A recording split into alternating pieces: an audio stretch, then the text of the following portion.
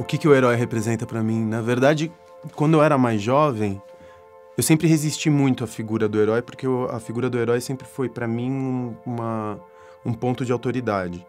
E era um ponto de autoridade que eu rejeitava muito. Então eu estava pensando, o que seria um herói pra mim hoje? E se você me perguntasse isso há 10 anos atrás, eu ia te dizer que eu não tinha nenhum tipo de herói. Eu fui pensando nas pessoas que acabaram por fazer quem eu sou hoje, ou que determinaram uma das maneiras como eu vejo o mundo hoje. Eu pensei em 4 pessoas. Na primeira delas, sempre existiu uma figura um pouco mitológica que, quando eu era pequeno, eu rejeitava muito ela. E aí, com o passar dos anos, eu fui ficando cada vez mais curioso com relação a essa figura. Meu pai era muito envolvido com essa figura. Eu nasci na mesma cidade que essa pessoa, que é Córdoba, na Argentina. Meu avô ajudou essa pessoa no momento que ela estava com um plano quase de idealismo suicida. Meu avô hospedou essa pessoa na sua casa. E aí eu sempre tive uma relação de atração e repulsa com relação a esse personagem. Todas essas figuras, para mim, elas representam a ideia de um monstro belo, sabe? Quase a tensão que existe entre o feio, o poético e o monstruoso. Ele tem isso, de ser um monstro belo. Como o segundo também. Que o segundo eu vim a descobrir muitos anos depois. E ele me influenciou, por exemplo, com o boxe. Hoje em dia eu gosto muito de boxe, porque ele gostava muito de boxe. Eu li todos os livros dele. Então, sempre admirei a maneira quase cruel como ele se relacionava com a vida. Eu sempre tive um pouco dessa rejeição do excesso de artificialismo com o qual as pessoas lidam com o mundo que está à sua volta. E eu fiquei absolutamente transtornado quando eu visitei a casa dele, que virou uma espécie de um museu em Havana. Eu fiquei absolutamente transtornado, porque a casa, na verdade, era uma emanação, era quase uma constituição física da personalidade dessa figura. Então, eu só consegui entender esse cara o dia que eu entrei na casa em que ele viveu. Era uma casa que era ultra masculina, mas ao mesmo tempo você olhava para aquilo e estavam todos os arquétipos do que é ser masculino, do masculino, mas ao mesmo tempo ela estava suavizada com alguns elementos que criavam uma certa suavidade ou uma delicadeza para aquele masculino todo. E essa equalização do masculino e do feminino, eu acho que no final das contas acabou por influenciar o meu jeito de ser.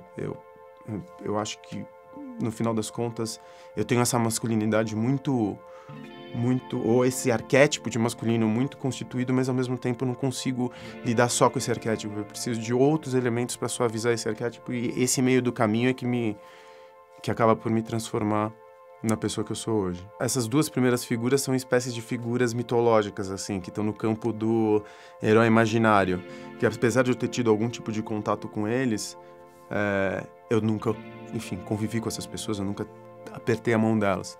As outras 2 figuras, elas são muito mais materiais, elas tiveram uma influência na minha vida por contiguidade, por contato mesmo. E essa terceira pessoa, na verdade, eu tinha uma relação absolutamente fria com ela. Era uma pessoa absolutamente inacessível do ponto de vista afetivo. Ele me ensinou amor pelos romancistas russos, ele me ensinou amor pelo balé, ele me ensinou amor pelo próximo, ainda que seja do ponto de vista ideal, mas não do ponto de vista afetivo. Mas de você olhar para o outro. Eu me lembro que esse cara, ele não tinha a capacidade de olhar para o outro e transformar o outro num elemento invisível. Coisa que aqui na cidade a gente já está acostumado. Quando alguém vem e te pede uma moeda, você já não reconhece no outro um igual. Ele poderia ter acesso a muito dinheiro.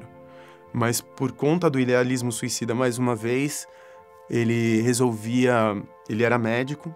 Eu me lembro que ele poderia morar numa região nobre, na cidade onde ele era uma cidade pequena, no interior de São Paulo. E não, ele resolveu morar no meio da Baixada, que era a área onde os trabalhadores rurais moravam. Dinheiro, para mim, ela nunca representou, por conta do contato que eu tive com esse cara, ele nunca representou uma forma de converter dinheiro por matéria. Ele sempre representou para mim um potencial de construir alguma coisa que fosse muito maior do que eu sou.